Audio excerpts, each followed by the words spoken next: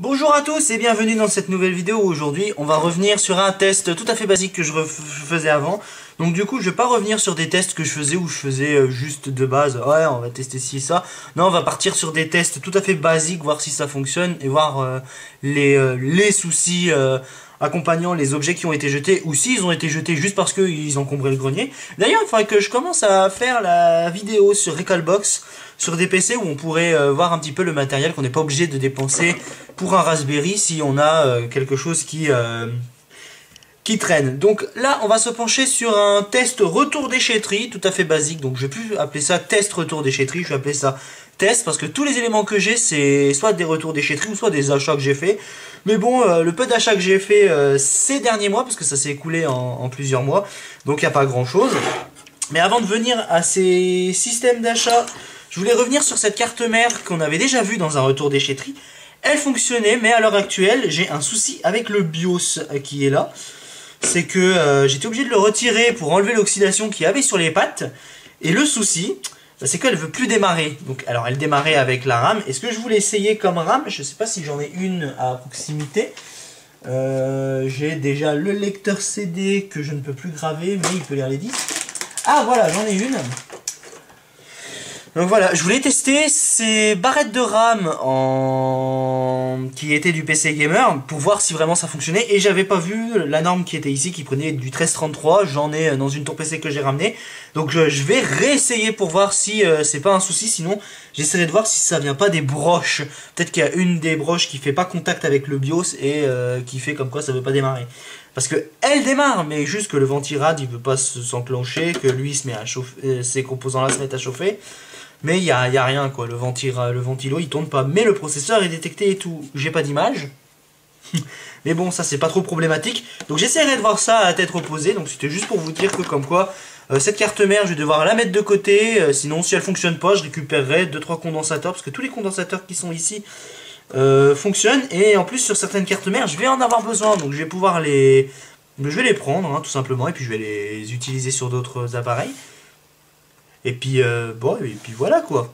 Donc sur cette carte mère, il n'y avait pas grand chose à dire, elle tournait nickel quoi. J'ai pu tester, je crois que j'ai pu tester Windows 10 avec un SSD Golden Fire qui était en essai. J'ai essayé de le mettre en stress pour voir si ça perturbait un peu les performances. Ça perturbe pas trop, même si des fois ça dépend vraiment du matériel utilisé. Et ça c'était vraiment pas le matériel top pour essayer de faire du stress avec un SSD, parce que le CPU que j'avais mis dedans c'était un Pentium Dual Core. Et le Pentium Dual Core était tout pourri, je crois que c'était un E2160. Je confirmerai ça dans un coin de la vidéo. Donc maintenant je ne filme plus un peu bizarroïde, j'ai essayé de mettre mon trépied sur le bureau, parce que j'ai assez d'espace, donc je me suis dit je vais m'organiser autrement, et puis voilà, donc j'ai pu faire un inventaire de tous les objets que j'ai, et qu'on verra petit à petit au fil du temps. Et donc voilà, il n'y a pas grand chose à dire de cela. Et je devais faire des vidéos aussi sur les produits Sony que j'ai trouvés. Donc pour le moment ça va être un peu ric-rac, mais je ferai une vidéo d'introduction pour voir pour voir au moins les deux IO que j'ai récupérés, pour vous faire voir les problèmes qu'il y a et qu'on va constater ensemble, et introduire ce qu'on va voir petit à petit, parce que je suis encore en train de voir un où j'ai des soucis avec Windows XP, et c'est un peu compliqué parce que j'ai pu trouver le pilote graphique. Mais pour Windows Vista, le pilote graphique n'existe pas, parce que j'aurais préféré mettre Windows Vista, même si c'est pas top pour le Pentium 4. Mais pour moi et ma femme, c'est juste pour jouer à des jeux qui sont pas très compatibles sur nos ordinateurs actuels. Parce que des fois ça bug, ça rame, ou ça se met à se couper tout d'un coup comme ça. Donc voilà le but. Le seul truc que j'ai sur ce IO en question en Pentium 4, c'est que j'ai ce lecteur CD là, de chez Sony, qui est mort. Il lit les disques, mais il veut pas les identifier comme tels. Il lit pas les DVD, il lit pas les CD. Donc je vais les garder de côté pour essayer de trouver le même modèle, parce que j'ai mis un modèle de chez Panasonic. Mais le souci c'est que ça vague dedans. Donc voilà quoi, j'ai essayé de nettoyer la lentille et de voir 2-3 trucs, mais ça vient pas, c'est la lentille qui est totalement HS. Parce qu'elle lit, elle identifie le disque, mais elle veut pas forcer plus loin. Donc la lentille doit être morte, ou que la nappe doit être endommagée. Tout ça doit venir en interne. Aussi en même temps, le IO il est pas tout jeune, et quand on l'a acheté, bon, il y a quand même pas mal de poussière. De toute façon je vais devoir le démonter, et on le démontera en vidéo, hein, tout simplement. Donc pour continuer l'introduction de cette vidéo, je mets tout ça de côté. Alors on va tester En troisième partie de cette vidéo, alors c'est pas cette vidéo hein, là pour le moment, c'est qu'une seule introduction. Je vais introduire pour essayer de faire ça petit à petit. Parce que je vais essayer de gérer mon temps autrement. Donc j'ai acquéri ça sur AliExpress. Ça m'a coûté pas bien cher. Donc alors, c'est des essais. C'est pour tester sur 3 machines différentes. Je veux voir à peu près comment ça se gère. Donc celui-là, je vais le tester dans le Sony Vaio que j'ai trouvé pour me faire un PC TV. Mais justement, il faut que je regarde sur ce PC-là, qui est un Media Center de chez Sony, qui coûte assez cher à l'heure actuelle et que j'ai réussi à avoir pour pas trop cher. J'ai essayé de négocier le prix d'ailleurs, j'ai le clavier souris que j'ai mis sur mon ordinateur à l'heure actuelle, le PC gamer de la Dèche qui tourne comme une horloge. J'ai juste voulu le mettre dans une autre tour pour gagner un peu d'espace parce que voilà, ça dépasse un peu et puis les chats ont tendance à pisser dessus et je veux éviter que tout simplement que l'intérieur soit endommagé. J'ai pas envie qu'un disque dur ou quoi que ce soit se mette à péter un plomb. Et donc voilà, donc alors je sais que niveau qualité c'est à éviter, mais justement je vais essayer de voir pour tester ça, pour voir si ça peut fonctionner. Alors pour le moment, les Golden Fire ça va, hein, mais ne vous jetez pas dessus en prenant tout un stock. Prenez-en un déjà et testez vous-même déjà avant. Moi je vous donne juste mon avis là-dessus. Donc voilà, en continuant sur AliExpress, j'ai procuré 2 processeurs. Alors nous avons un Core de Quad Q9300 et un Q6600. Donc je voulais voir si vraiment on peut faire confiance à AliExpress au niveau des processeurs et voir si c'est pas des contrefaçons. Parce que j'ai souvent dit à des gens, je vais me procurer sur AliExpress. Il y en a, ils m'ont dit, il n'y a pas de souci, je fais entièrement confiance. Et ça a l'air plutôt confiant. Hein, mais on va regarder ça ensemble pour vraiment parler de tout ça, parce que vous savez que les gens, hein, quand on leur dit AliExpress, ça fait peur parce que c'est chinois et tout, sauf que jusqu'à ce que tu leur dises que la plupart des appareils sont conçus en Chine. C'est con tout ça. Bon bref, donc c'est tout simplement des processeurs hein, qui viennent de là-bas, quoi. Je les ai achetés là-bas et on voit que c'est des officiels, mais des trucs qui sont vraiment obscurs, des fins de série ou des trucs qui sont en surstock. Donc ma foi, je crois que il y en a un, je l'ai payé, les deux je les ai payés, je l'ai payé 6 € et l'autre 7 €. Je vous mettrai ça de toute façon hein, dans la vidéo en détail. Ensuite, ce qu'on va essayer de voir aussi, c'est que je me suis procuré ceci, qui est un disque dur externe Sony. Alors c'est un Sony, c'est un officiel de chez Sony. On pourrait estimer que c'est de la contrefaçon, mais non, c'est bien un officiel de chez Sony. J'ai mis le prototype SSD que je voulais essayer pour Recalbox, parce que je voudrais essayer les SSD de ce genre-là, mais pour les anciens systèmes, et voir si vraiment ça vaut le coup de restaurer un ancien système avec ce genre de SSD, que je vais mettre de côté bien sûr. Et d'ailleurs, j'ai un ordinateur portable qui prend le format SATA et PATA comme ça. Donc je me suis dit, prendre un PATA pour faire juste simplement l'OS et faire le SATA pour du stockage, mais après ça reste à voir. Donc un disque dur externe qui va m'aider pour le projet Recalbox, parce que je vais essayer aussi sur certaines anciennes configs d'ordinateurs portables, notamment des Pentium M et des Celeron M, parce que j'en ai pas mal, et que je me dis que si des fois on peut faire un petit système de jeu d'arcade comme ça avec ces petits CPU là, si ça fonctionne bien, on peut faire un petit truc assez sympathique. Je vais aller chercher la suite, qui va introduire la suite des 2 vidéos qu'on verra, parce que, enfin, cette vidéo-là, c'est la première, et on va tester une carte mère en particulier avec les 2 processeurs que vous voyez ici, parce que la carte mère est compatible. Donc alors, nous voilà sur la vidéo, donc vous voyez la carte mère, aussi une carte mère qu'on a déjà vue, mais là, ça a été rajouté par moi. Mais avant de revenir sur les conditions de test de cette carte mère-là, avec le SSD que j'ai dû ranger dans un coin, mais je rechercherai après. Donc je vais revenir sur des éléments que j'ai achetés et trouvés dans des... Alors, on va déjà passer sur un élément que j'ai acheté. C'est cette carte graphique. C'est une carte graphique Pegatron. C'est une AMD de 2 Go. C'est une AMD Radeon HD 6000 et quelques. Donc je sais plus ce que c'est. Et j'ai une carte mère Pegatron où je peux mettre des Phénon 3, des Phénon 4. J'ai un Phénon 4 justement. Et grâce tout simplement à quelqu'un que je mettrai en description qui m'a vendu ce CPU là, que j'avais besoin pour tester la carte mère, parce que je vais faire une config Pegatron, et bon, avec Windows Vista, parce que je vais essayer des émulateurs qui sont que compatibles avec Windows Vista, et parce que tout simplement, le souci c'est que quand je vais y faire tourner sur Windows 7 ou Windows 10, même avec un SSD, il y a quelques ralentissements, et avec Vista apparemment on peut y filtrer entre guillemets. Mais tout ça je vais y essayer à tête reposée de côté.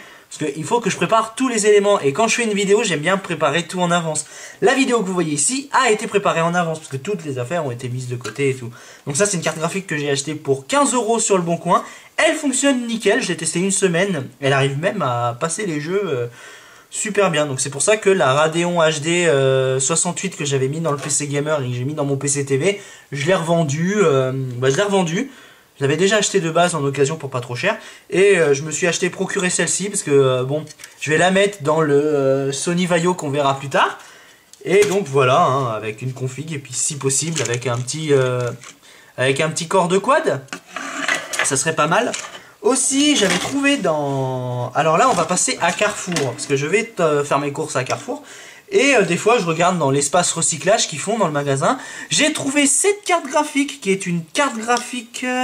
c'est une Nvidia GT 625 de 2 Go.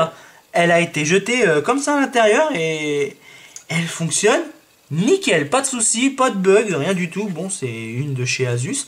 Et je ne comprends pas pourquoi la personne les a tout simplement jetées. Alors ce que je me suis dit peut-être qu'il les achetait parce que c'était de la contrefaçon. Et que vous savez quand on achète sur eBay des trucs où ils mettent ouais c'est une GT 625 et du coup ça te voit que c'est une GT 310 et que bah ça fait très mal le traitement des jeux et le traitement de vidéo. Ce que j'ai fait avec la carte graphique que j'ai trouvé qui était fake. Je me suis dit on va essayer de voir si c'est réellement fake. Et oui, c'était du fake et je l'ai envoyé à Electronic Arts avec 2-3 éléments qui pouvaient l'intéresser. Je sais pas où est-ce que ça va bien. Faudrait que je lui pose la question. Faudrait que je lui pose la question pour savoir ce qu'il en a fait. S'il a réussi à restaurer la Quadro K2000, je crois. Parce que je l'ai reçue mais elle tournait pas. Même avec des trucs qui fonctionnaient. Donc je me suis dit bon bah c'est con. Bon bah, du coup je l'ai mis de côté. Je voulais regarder. Puis dès qu'il a dit bah allez, ça me fait de la place. Je lui ai envoyé. Voilà tout. Ensuite, il y avait celle-ci aussi. Pareil, hein, dans le même bac, j'ai récupéré avec l'autre. C'est une GT 705. Je l'ai essayé sur le PC Gamer en guise de second écran. Et un coup, j'ai dit, je vais décider de l'enlever et essayer de faire un traitement vidéo avec. Et de jouer à un petit jeu avec. Donc, ça fonctionne bien. Mais pour jouer à l'heure actuelle, parce qu'avant ça, on pouvait y prendre pour jouer. C'était pas bon. Ça faisait le taf, mais pas trop. Mais là, ça fait pas trop grand chose, quoi. Si on joue à des petits jeux. Juste à des petits jeux, en fait. Faut pas jouer à des gros jeux, quoi. Donc... Surtout qu'à l'heure actuelle, ça devient un petit peu de plus en plus con de pas jouer avec des petites cartes graphiques comme ça. Surtout que pour des personnes... Bon, c'est peut-être plus accessible maintenant qu'avant, mais il y a des personnes qui s'estiment que, bon, je vais pas claquer 500 balles pour un ordi, peut-être 200, 300 balles. Voilà, moi après, c'est ma philosophie. Et dédicace à Flo, qui est... Alors, j'ai plus la carte mère, Flo, elle est dans un PC. Si tu regardes la vidéo jusqu'au bout... La carte graphique, c'était ce qu'il y avait dans l'ordinateur que tu m'as envoyé. Donc là, je parle à mon pote. C'est mon pote qui m'a envoyé un colis avec plein d'affaires que j'ai dû ranger, mais que j'ai pas trié encore. Mais il faut que je regarde. Il l'avait trouvé dans un de ces sites qu'il fait. Et donc voilà, il a pensé à moi. Il me l'a envoyé tout propre. Il n'y avait pas de disque dur. Il y avait la RAM, par contre, et tout fonctionnait. Donc là, on a une GT 9600. De 512 ou 1 giga, je sais même plus du tout, parce que je sais que je l'ai essayé vite fait et qu'elle fonctionne du tonnerre. La carte mère aussi, hein, et d'ailleurs je peux mettre tous les processeurs Intel, parce que c'est des cartes mères de fin de vie du LGA 775. Et où tout était compatible, tu mets ce que tu veux, voilà. Et donc voilà, il y a aussi un dernier test qu'on fera avec deux cartes mères, parce qu'il n'y a pas que celle-ci. Qu'on a déjà vu. Donc là j'ai mis 2 barrettes de RAM de 512 mégas parce que les conditions du test, ça sera de tester déjà les processeurs là s'ils sont compatibles avec cette carte mère là et de tester cette carte mère pour voir si en bureautique sous Linux, bien évidemment, parce que le test sera sous Linux, voir si 512 mégas sera largement suffisant pour faire de la bureautique. Et là je parle de bureautique, c'est-à-dire document texte, document PowerPoint et tout. Et aussi faire un petit peu d'internet, donc voir vraiment ce que ça fait sous Xubuntu. Parce que j'ai essayé Ubuntu sur tous les machins avec des BIOS classiques, et c'est un peu compliqué parce que dès que ça met à jour, il y a des messages d'erreur et tu peux plus exécuter Ubuntu. Enfin, Ubuntu. Parce que Ubuntu c'est un petit peu le merdier, mais Xubuntu ça passe un peu mieux. Donc je préfère Xubuntu à Ubuntu, même si ça dépend des configurations. Et ensuite, en dernier test... Vas-y, casse-toi la gueule, je te dirai rien. Et en dernier test, ça va être cette carte mère qu'on a déjà vue vite fait, mais qu'on n'a pas pris le temps de voir. Alors celle-ci, on va le dire d'office, celle-ci sera la suite des tests pour les processeurs. Donc alors pourquoi? Parce que celle-ci c'est une aussi des... Alors en fin de vie de DDR2. Donc ça prend la DDR2 1066 MHz. Et puis que celle-ci, elle fonctionne du tonnerre aussi. Donc celle-ci la garder. Donc je pense aussi la vendre pas trop cher. Après, hein, je verrai. Parce que des fois je dis je vais vendre. Mais des fois je les vends pas, je les donne. Ou des trucs comme ça. Donc je verrai vraiment au fil du temps. Et donc voilà. Donc pour finir avec... bon, déjà avec le début. Hein. Alors j'ai trouvé aussi ce microphone. Donc c'est un microphone Sony. Donc je me suis dit, bon... En regardant la fiche, je me suis dit, bon, bah ça se trouve, il est peut-être pas si mort que ça. Donc je me suis dit que quand je ferai un live, dès que j'en aurai la connexion et la possibilité, parce que c'est chiant quand il n'y a pas la connexion. Et puis, bon, on va le dire avec honnêteté, les lives, c'est pas les choses qui me donnent envie de faire des lives, quoi. Dès que j'ai envie de faire un live, ouais, bof, ça me fait chier, voilà. Je préfère vous le dire honnêtement, hein, mais voilà, quoi. Je ne délaisse pas les vidéos, puisque je teste derrière avant, et puis des fois, ben, avec le manque de temps que j'ai, je peux pas vraiment tout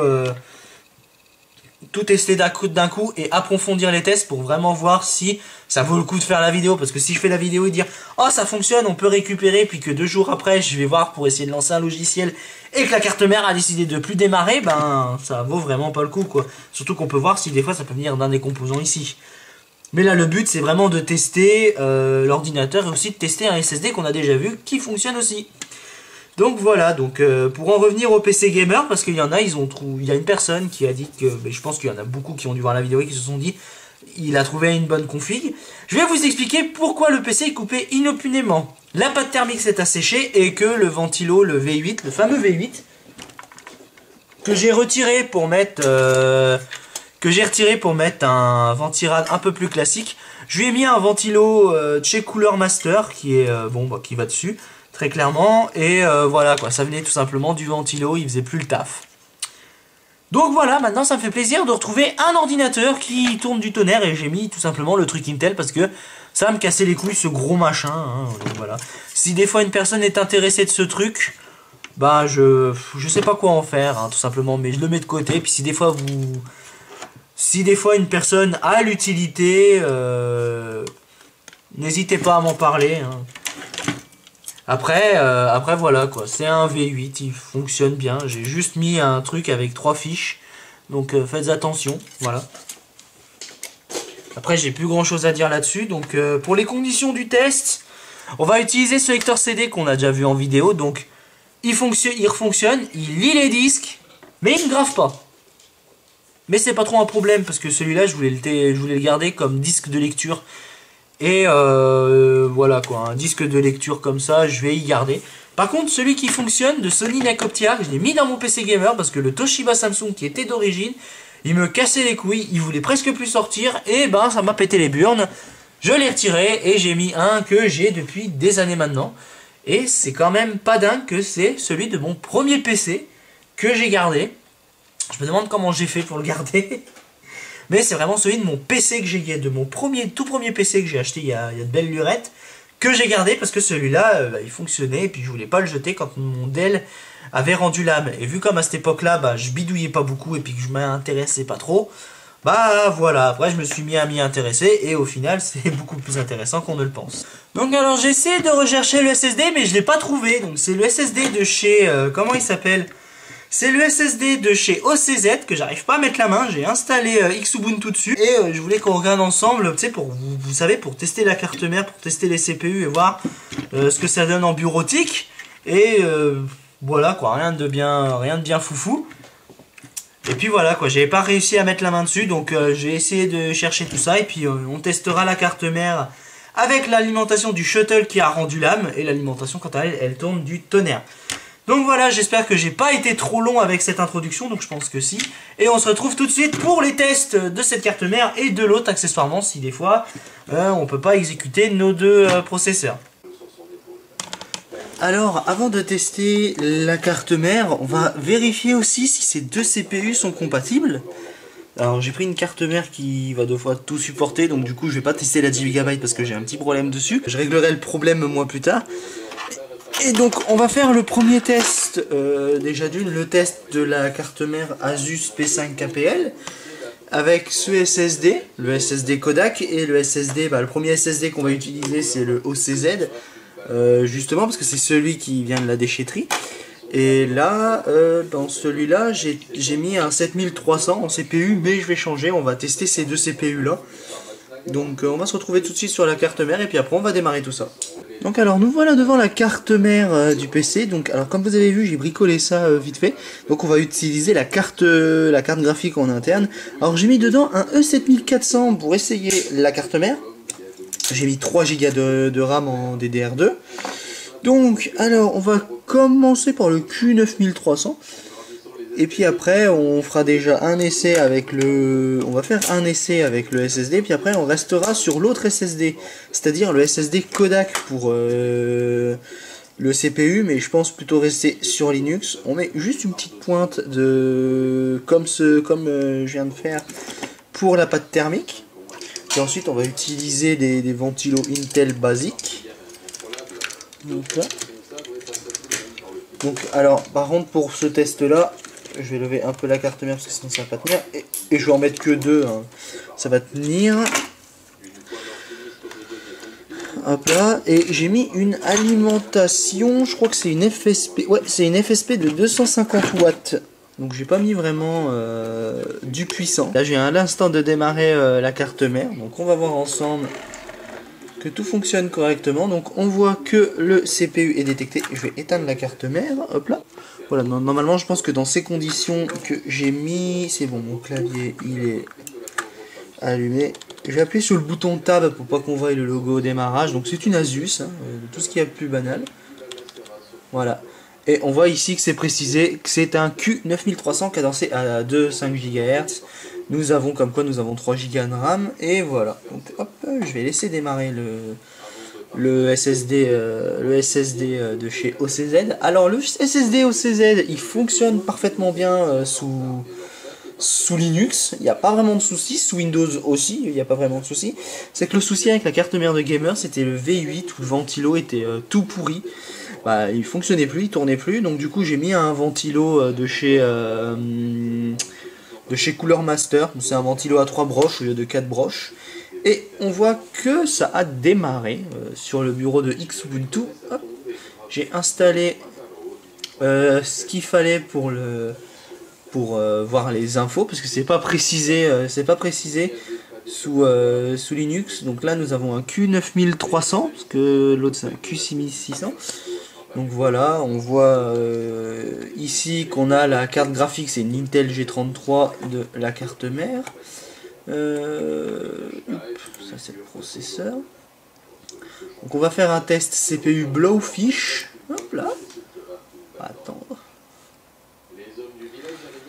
C'est super rapide et on a un indice de 3,46 sur le Q9300 qui est plutôt pas mal pour un CPU. Donc bon là on est sur Linux, hein, on va pas demander à faire des trucs qui sont grandioses, hein, ça va être de la base. Hop là, donc on va exécuter... je sais pas, on va exécuter un logiciel, on va aller sur internet puis on va exécuter une vidéo pour hop, passe. Voilà, donc on voit que ça fonctionne super bien. Hop, je vais charger un site web, on va mettre eBay. Alors je ne suis pas connecté à internet, je vais brancher le câble Ethernet. Attendez, il est juste là. Non, c'est bon. Hop, je vais connecter, hop là. Maintenant on va recharger. Donc voilà. Donc ça marche super bien sur cette carte mère, le SSD. Il n'y a pas d'erreur à constater sur le SSD. Malgré que, vu comme c'est des objets de déchetterie, on est un petit peu réticent là-dessus. Là, donc on va pas tester le bouchon un peu trop loin, hein. On est juste là pour tester la carte mère qui est l'Asus P5 KPL. Donc ce que je vais faire, je vais arrêter et je vais mettre le deuxième SSD avec Windows 10. Donc voilà, donc je viens de paramétrer pour mettre le SSD Kodak. Je vais vous faire voir ça vite fait pendant que ça démarre. Voilà, donc j'ai bidouillé ça comme ça. Donc on a la carte mère d'un côté, on a les câbles que j'ai connectés. Windows Vista ne veut pas fonctionner sur le SSD, mais bon. Donc à la fin, on démontera... Oula, je vais faire attention. À la fin, on démontera les deux SSD, qui est le Kodak et le OSZ, et on va comparer ce qu'il y a dedans, en plus électronique et tout. Et voilà, donc comme vous voyez ici, nous avons la RAM, le CPU. Hein. On avait déjà vu cette carte mère sur... comment ça s'appelle? On avait déjà vu cette carte mère dans un retour déchetterie, j'en avais même deux je crois. La deuxième je l'ai mis de côté pour voir les réparations, je crois que c'était sous AMD.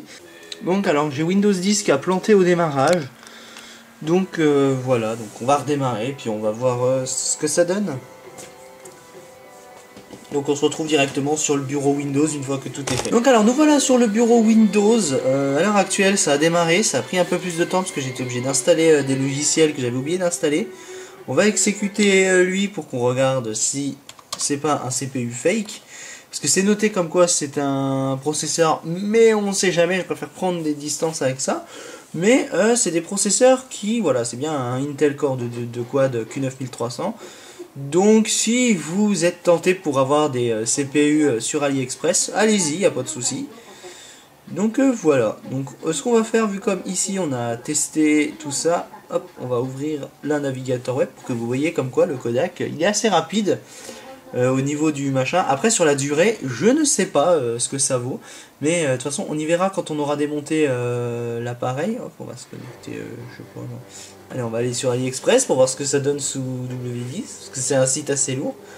Ouais, bon, oh, ça va, c'est assez rapide. C'est assez rapide, donc voilà. Voilà, donc voilà pour le Q9300. Donc le Q9300 et le Q9400, on le reverra très prochainement dans une autre vidéo.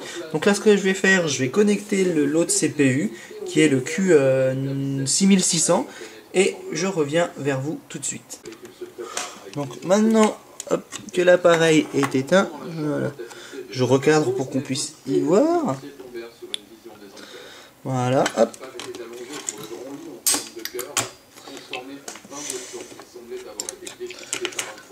Voilà. Hop, j'ai enlevé ça. Ensuite, pouf.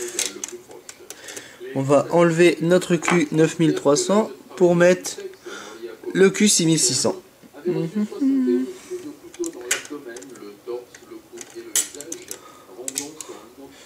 Alors, petite astuce, vous n'êtes pas obligé à chaque fois de rajouter de la pâte thermique. Vous en avez encore ici, donc ce que vous faites, vous allez juste positionner directement dessus comme ça, et puis ça fera l'affaire. Voilà. Hop là. Ça, c'est branché. Ça aussi. Donc voilà pour les branchements, on va tout de suite la démarrer. Donc, alors vu comme la carte mère a vu que j'ai installé un nouveau CPU, vu comme c'est arrêté là-dessus, on va pouvoir voir que, hop, le Q6600 est enregistré dessus. Nous avons tous les paramètres qui sont ici. Nous avons comme quoi il a détecté notre Kodak SSD 100 de 120 Go. Qu'est-ce qu'il y a d'autre? On a la mémoire vive qui est ici de 3063 mégaoctets, donc 3 Go.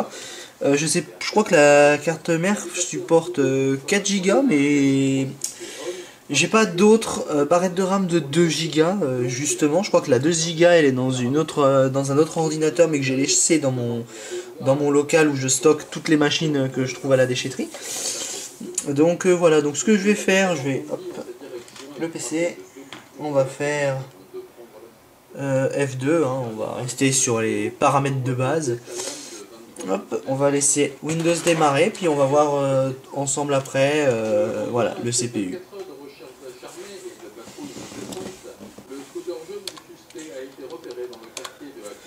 Donc vous avez vu le démarrage, hein, il se fait quand même assez rapidement. Voilà, donc on est tout de suite sur le bureau, donc c'est ça qui est bien. Donc il faudra que j'essaye de refaire un test, donc je ferai une autre vidéo où je vais tester plusieurs PC où je mettrai le timing et puis on verra ensemble quel est le plus rapide. Est-ce que ça vaut vraiment le coup de rester sous Windows ou de passer sous Linux? Après ça va dépendre de la config, mais ça j'envisage de le voir. Donc hop, on va se connecter ici pour voir si le processeur est bien enregistré.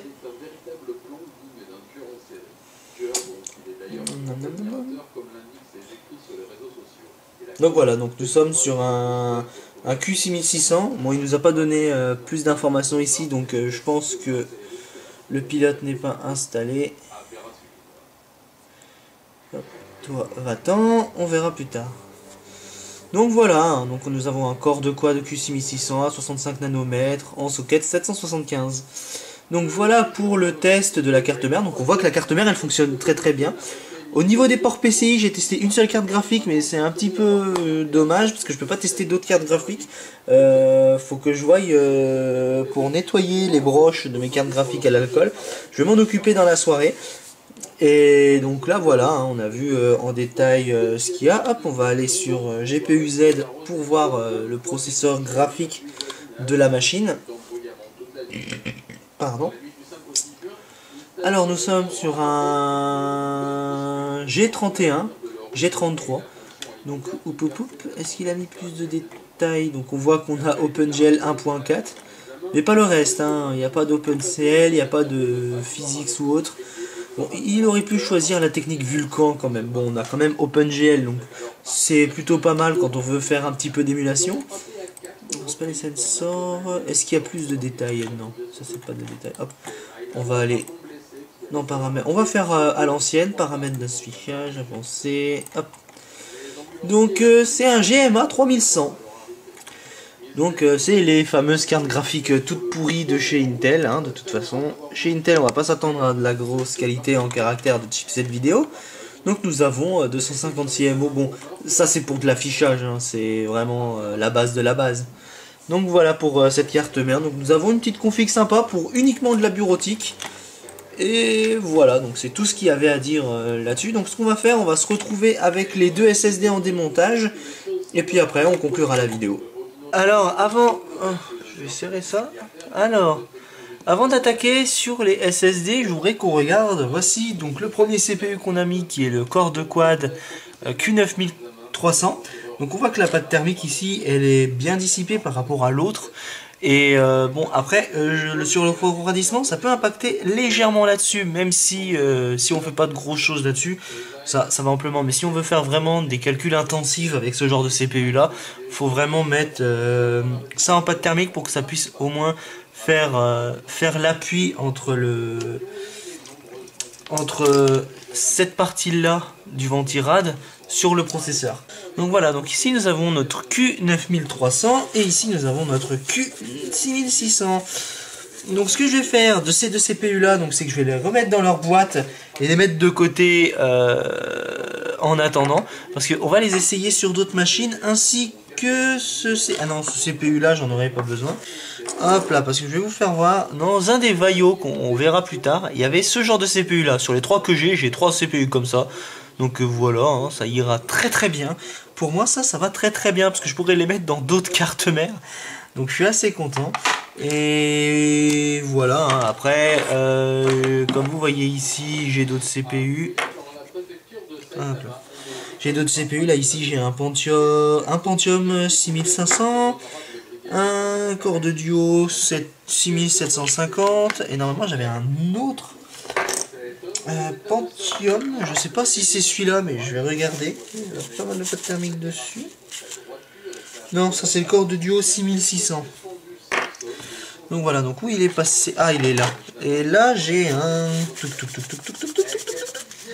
J'ai un dual core 5400 ici, youp là. Donc là j'ai un Pentium dual core E5400.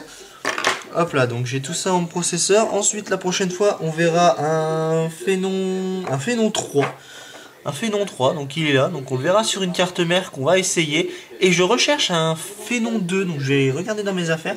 Donc je vais rechercher un de mes Phénon 2 pour essayer sur une des cartes mères qu'on verra prochainement. Hop là, donc voilà, j'ai mis mon petit Phénon triple core à l'intérieur. Et là, ce qu'on va faire, là, je vais déjà essayer de démonter déjà un SSD pour qu'on voie, les composants, pour qu'on voie directement les composants des SSD. Donc alors, nous voilà avec les deux SSD en question avant de clôturer cette vidéo. Donc ici, nous avons le SSD de chez Kodak. Donc nous avons un contrôleur de chez Realtek qui est juste ici. Donc ce que je vais faire, hop, je vais zoomer un peu. Hop, voilà, ça sera super bien cadré, comme ça vous y verrez quelque chose. Donc nous avons une puce de 128 Go ici et le fameux microcontrôleur de chez Realtek. C'est un RT 8573. Donc je pense que vous allez le voir directement. Ouais, vous allez bien le voir sur la caméra. Et puis nous avons de la RAM un peu no name, mais je pense que c'est pas des, je pense que ça doit être des RAM spécifiques. Et si on retourne l'appareil, nous avons rien du tout. Nous avons rien. Nous avons juste la plaque avec l'insigne 128 Go qui est jusqu'ici avec le modèle, le numéro de série de la carte avec 2-3 petites résistances ici et puis un petit contrôleur là. Donc maintenant ce qu'on va faire, alors ce SSD là, donc c'est le Kodak, hein, ça tient comme ça. Je vais vous faire voir. Voilà. Ça fait ça. Voilà. Ça tient comme ça. Donc quand on voit dans ce format là, ça fait tout léger. Et il y avait un truc que j'avais vu, c'est que j'essaye de voir. Ce que j'avais vu la dernière fois quand je l'ai essayé, j'avais vu. Ah voilà, elles sont ici. En fait ici. Hop, je sais pas si vous allez y voir. Voilà, vous avez deux points blancs qui sont ici à côté de mes doigts. C'est des LED. Donc il faut que j'essaie de voir ce que ça fait si je branche une machine. Lequel c'est la LED d'alimentation et l'autre ça doit être la LED de chargement. Donc pareil pour l'OCZ, hein, nous avons deux LED, mais là c'est précisé dessus. Donc voilà le fameux SSD OCZ où nous avons des puces de RAM ici, de mémoire flash ici et ici qui font 120 Go avec notre petit microcontrôleur et quelques composants supplémentaires. On voit ici qu'il y a le même type de résistance sur les SSD mais qui sont un peu éparpillés de partout.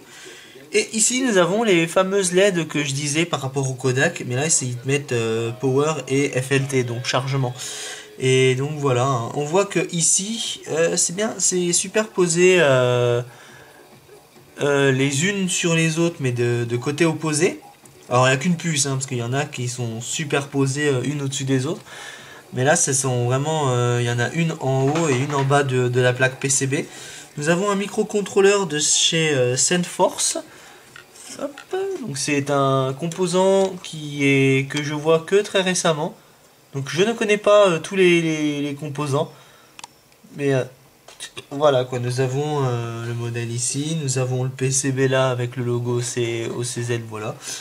Donc c'est un SSD qui prend toute la surface du SSD. Et quand on voit la différence, hop là, à côté de ce SSD là, on voit qu'il y a eu des efforts de fait au niveau des SSD. Bon, là je pense que c'est surtout parce que hop, ça coûte pas cher de faire des petites plaques PCB avec que le nécessaire. Et puis aussi que celui-là il est tout récent par rapport à celui-là, hein. Donc c'est là où on voit l'évolution des SSD quand ça s'est lancé. En plus on a la date du OCZ, il date de 2011. C'est quand même assez rare de voir des OCZ qui fonctionnent encore. Alors moi j'ai pas l'habitude de voir des OCZ, hein. Là c'est le premier OCZ que je trouve. Donc voilà, c'est tout ce que j'avais à se dire sur le test de cette carte mère et sur ces deux SSD. Donc un SSD qui vient d'AliExpress, qui fonctionne plutôt bien, mais ils sont encore en phase test parce que je vais essayer de forcer un peu dessus. Et là nous avons un SSD qui fonctionne littéralement bien, hein. Je pense qu'il a encore pas mal d'années à bien fonctionner. L'avenir nous le dira. Et voilà, donc j'espère que cette vidéo vous a plu. Et très prochainement, je vais continuer dans les tests de carte mère. Notamment 3 machines sont en attente avec des machines que nous allons voir en priorité. Voilà, portez-vous bien et à la prochaine.